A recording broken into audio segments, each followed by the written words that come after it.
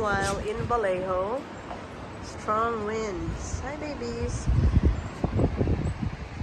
Oh, sobra. It's whistling.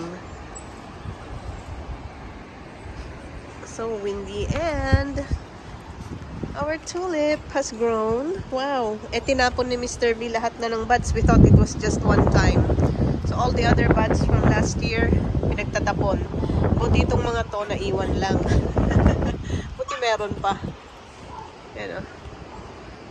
Ay. Ang lakas ng hangin. Wait. Carlo. Tataranta pati mga doggies. Okay. Glacier. So windy. Hey, babies. Lakas. Can you hear the wind? Winds have caused that hoop to fall. Good thing walang sasakyan na nahulugan. You know, super strong winds.